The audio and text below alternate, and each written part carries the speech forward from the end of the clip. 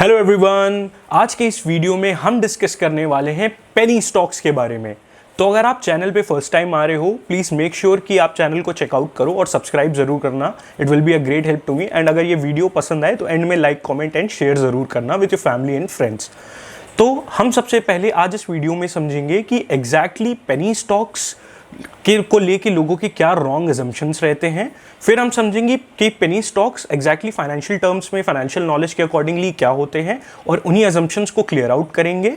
और उसके बाद हम समझेंगे कि लोग या इन्वेस्टर्स बेसिकली पेनी स्टॉक्स में इन्वेस्ट करके क्यों फंस जाते हैं एंड एट द एंड अपना पैसा गंवाते हैं। Most of the times I have seen this कि लोग अज्यूम करते हैं कि स्टॉक मार्केट में अगर किसी स्टॉक का प्राइस कम है, जो यूजुअली 50 रुपीज़ से कम होता है या उस वैल्यू पे ट्रेड कर रहा होता है, उसे लोग पेनी स्टॉक कंसिडर करते हैं। ये एक गलत अजम्पशन है। और इसका एक और गलत कोरिलेशन जो लोग निकालते हैं वो होता है कि अगर ये कंपनी का स्टॉक प्राइस कम है तो ये कंपनी भी छोटी होगी। नाउ मैं इसको क्लियर आउट करना चाहता हूं और आपको बताना चाहता हूं कि कंपनी का साइज उसका स्टॉक प्राइस डिटरमाइन नहीं करता है, वो डिटरमाइन करता है उसका मार्केट कैपिटलाइजेशन। मार्केट कैपिटलाइजेशन का मतलब होता है number of free shares into the price of one single stock. इसको एक एग्जांपल से थोड़ा और बेटर अंडरस्टैंड करते हैं। इंडियन स्टॉक मार्केट के कॉन्टेक्स्ट में एमआरएफ एक सबसे महंगा स्टॉक है। नाउ लोग क्या सोचते हैं कि सिंस एमआरएफ का स्टॉक प्राइस सबसे ज़्यादा है तो इसलिए एमआरएफ इंडिया की सबसे बड़ी कंपनी होगी, जबकि रियलिटी ये है कि स्टॉक मार्केट में स्टॉक प्राइस ज़्यादा हो जाने की वजह से एमआरएफ सबसे बड़ी कंपनी नहीं हो जाती है। Companies like Reliance, TCS, Infosys are way ahead of MRF, वो उनसे कई ज़्यादा गुना बड़ी हैं। तो इसलिए ये अज्यूम करना कि किसी स्टॉक का प्राइस कम है और वो कंपनी भी छोटी होगी, ये बिल्कुल ही गलत रिलेशन है। एक स्टॉक को पेनी स्टॉक स्मार्ट इन्वेस्टर्स तब बोलते हैं जब वो देखते हैं कि उस कंपनी का मार्केट कैपिटलाइजेशन बाकी कंपनीज के कंपैरिजन में बहुत कम है। मैंने जनरली अपने लिए एक बेंचमार्क क्रिएट करके रखा है कि मैं ऐसी किसी भी कंपनी में इन्वेस्ट नहीं करता हूं जिसका मार्केट कैपिटलाइजेशन 500 करोड़ से कम हो, मतलब जिसका साइज 500 करोड़ से कम हो। उसका रीज़न ये है कि मुझे लगता है कि वो एक बहुत रिस्की बेट हो जाती है एंड इससे नीचे के जो स्टॉक्स होते हैं वो काफ़ी इजीली मैनिपुलेट कर लिए जाते हैं। नाउ इसका ये मतलब नहीं है कि उसमें कोई इलीगल एक्टिविटी होती है, बट स्टॉक का मैनिपुलेशन ऑपरेटर्स के लिए करना, छोटे स्टॉक्स का स्पेशली, काफ़ी ईजी होता है। नाउ मैं आपको एक छोटी सी एक्सरसाइज देता हूँ करने को। आप क्या करना कि किसी भी स्क्रीनर के थ्रू एक लिस्ट ऑफ पेनी स्टॉक्स निकालना जिनकी आपको फंडामेंटल एनालिसिस करनी है। 10, 15, 20, 100 जितनी कंपनीज आपका मन हो उतनी कंपनीज आप पुल आउट कर सकते हो उस स्क्रीनर के through. And I can challenge you कि उसमें मैक्सिमम कंपनीज में आपको फंडामेंटल इश्यूज दिखेंगे। नाउ पेनी स्टॉक्स में जनरली फंडामेंटल इश्यूज इस वजह से होते हैं क्योंकि अगर आप नोटिस करो कि किसी स्टॉक की सच में मतलब मार्केट में वैल्यू है, कोई एक अच्छी कंपनी है, तो उसका स्टॉक प्राइस सस्ते में अवेलेबल क्यों होगा या उसका मार्केट कैपिटलाइजेशन कम क्यों होगा। जनरली ऐसी कंपनीज जो कंसिस्टेंटली मार्केट में अच्छे फंडामेंटल्स पोस्ट करती आ रही होती हैं उनको एक अच्छी वैल्यूएशन मिलती है और बड़े इन्वेस्टर्स कोशिश करते हैं कि जल्दी से जल्दी अपना पैसा मल्टीप्लाई करें और वो उसके लिए आर्टिफिशियल डिमांड मार्केट में क्रिएट कर देते हैं, जिससे अल्टीमेटली उस स्टॉक का प्राइस ऊपर जाता है एंड उनका पैसा भी मल्टीप्लाई हो जाता है। नाउ एक ऐसी कंपनी के बारे में आपको मैं बताना चाहता हूं जिससे आप समझ सकें कि स्टॉक प्राइस से एक स्टॉक पेनी स्टॉक है या नहीं वो डिटरमाइन नहीं होता है। कभी कभी कुछ बहुत ही अच्छी कंपनीज होती हैं जिनका stock price deeply under valued होता है। ऐसी कंपनी का एक प्राइम एग्जांपल है और उस कंपनी में मैं इन्वेस्टर भी हूं, that is Punjab national bank. तो पंजाब नेशनल बैंक का stock price is generally trading around 29 to 30 rupees आजकल। तो लोग क्या सोचते हैं कि ये एक सस्ता स्टॉक है तो चलो बाय कर लेते हैं, पेनी स्टॉक है, जल्दी मल्टीप्लाई कर जाएगा। बट पेनी स्टॉक वो 29 या 30 रुपीज़ की वैल्यू से नहीं है, उस कंपनी का मार्केट कैप है 30,000 करोड़ से भी ज़्यादा। तो it's a big company. Now Punjab national bank जैसी कंपनी मुझे काफ़ी अच्छा इन्वेस्टमेंट अपॉर्चुनिटी लग रही है इस टाइम पे, बिकॉज कंपनी काफ़ी अंडर वैल्यूड है एंड वो great fundamentals, great results quarter on quarter post करती चली आ रही है। नाउ इसका स्टॉक प्राइस कम होने का से एक सिंपल रीज़न ये है कि स्टॉक की मार्केट में ज़्यादा बज़ नहीं है, तो अल्टीमेटली डिमांड कम है and supply of free shares is quite high.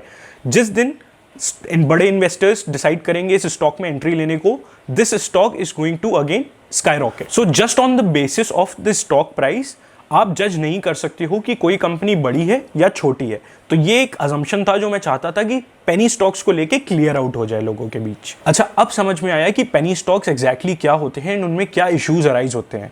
अब आप ये सोचिए कि रिटेल इन्वेस्टर्स इन इश्यूज होने के बावजूद भी पेनी स्टॉक्स में फंस के क्यों अपना पैसा गंवा देते हैं। इसके मेनली दो रीजन है मेरे अकॉर्डिंग। पहला रीजन है quantity over quality. Now retail investors stock market में एक लिमिटेड कैपिटल के साथ ऑपरेट करते हैं। लिमिटेड कैपिटल के साथ एक चैलेंज ये हो जाता है कि मैं कई बार एक्सपेंसिव स्टॉक नहीं परचेज कर सकता हूँ। फॉर एग्जाम्पल, अगर मैं हर महीने 10,000 रुपए स्टॉक मार्केट में इन्वेस्ट करता हूँ तो it's not possible for me to buy an expensive share like Nestle, MRF। तो ऐसे शेयर को परचेज करना मेरे लिए इसलिए पॉसिबल नहीं है क्योंकि इंडियन स्टॉक मार्केट के कॉन्टेक्स्ट में I can not buy fractional shares.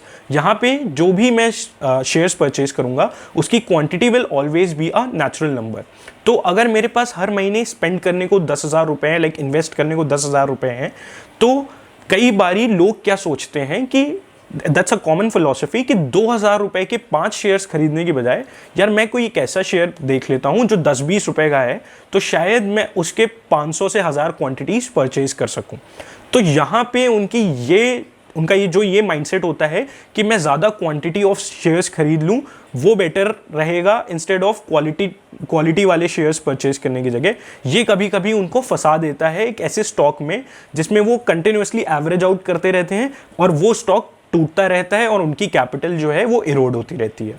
Now, according to me, the second reason of getting stuck in penny stocks is the wrong perception of risk-reward ratio. लोग क्या सोचते हैं कि चलो यार एक 10 रुपए वाला स्टॉक परचेज कर लेते हैं और वो ज़्यादा टाइम तो उसको लगेगा नहीं 20 रुपए होने में, तो मेरा पैसा जल्दी डबल हो जाएगा, तो मैं ऐसे रिस्की स्टॉक में पैसा डाल देता हूँ, होगा तो होगा, डबल हो जाएगा, अदरवाइज ठीक है थोड़ा बहुत लॉस होगा, देखा जाएगा। नाउ ये एक बहुत गलत परसेप्शन है of risk reward ratios. When it comes to managing your risk, ultimately आपको फोकस यही करना है कि आप ऐसी कंपनी में पैसा डालो जो एक अच्छी कंपनी है। अगर उस कंपनी का स्टॉक प्राइस 10,000 रुपये भी होगा और वो कंपनी अच्छे फंडामेंटल्स के साथ होगी, उसका स्टॉक प्राइस 20,000 रुपये तक जाएगा और मोस्ट लाइकली वहाँ सस्टेन भी करेगा। वेयर एज जो ये 10-15 रुपये वाले कम मार्केट कैप वाले स्टॉक्स होते हैं, उनमें स्टॉक प्राइस ऊपर तो जाता ही है, बट जब उस स्टॉक प्राइस की डंपिंग होने लगती है तो आपको पता चलता है कि जो उसकी ओरिजिनल वैल्यू है वो स्टॉक अल्टीमेटली उससे भी नीचे आ जाता है, क्योंकि उस कंपनी में कभी कोई फंडामेंटल्स थे ही नहीं, तो कोई इन्वेस्टर उसमें लॉन्ग टर्म के लिए रहना क्यों चाहेगा। इसीलिए मेरी राय में आपको ऐसे स्टॉक से बचना चाहिए जिनमें फंडामेंटल इश्यूज हों और एक रिस्क रिवॉर्ड रेशियो को भी करेक्ट व्यू पॉइंट से समझना चाहिए। ऐसा नहीं कि कोई स्टॉक है तो मैं उसमें पैसा बस डाले दे रहा हूँ। अगर आपने अपने पोर्टफोलियो में 5 ऐसे स्टॉक रख लिए तो आपका कैपिटल खत्म होना बहुत लाजमी है। इसीलिए be willing to take risks in the stock market but on good quality stocks. तो अब इस वीडियो के एंड में आपका एक फाइनल सवाल खुद से हो सकता है कि क्या अब मुझे पेनी स्टॉक्स में इन्वेस्ट करना चाहिए या नहीं करना चाहिए। देखिए, मैंने आपको अपनी ओपिनियन बता दी कि मैं किसी भी ऐसे स्टॉक में इन्वेस्ट नहीं करता हूँ जिसकी काफ़ी ज़्यादा लो मार्केट कैप होती है, क्योंकि एक सिंपल सा फैक्ट है कि लो मार्केट कैप वाले स्टॉक्स को स्टॉक ऑपरेटर्स बहुत इजीली मैनिपुलेट कर सकते हैं। उसका स्टॉक प्राइस बहुत इजीली बढ़ाया जा सकता है, बहुत इजीली तोड़ा जा सकता है। इवन अगर फंडामेंटल्स भी अच्छे हैं, आई विल वेट कि लोग उसमें पैसा पोर इन करें और वो कंपनी कंसिस्टेंटली अपने फंडामेंटल्स को इम्प्रूव करके एक बड़ी वैल्यूएशन को अचीव करे, then only I would be willing to invest in that company. So these were my views around penny stocks, and once again I'll give you a disclaimer that I give in every video that there's not even a single buy or sell recommendation. Every stock that you should be buying or selling, you should only do it after your own research or your own due diligence. कभी भी किसी के बोलने पे आपको कोई stocks नहीं purchase कर लेने चाहिए।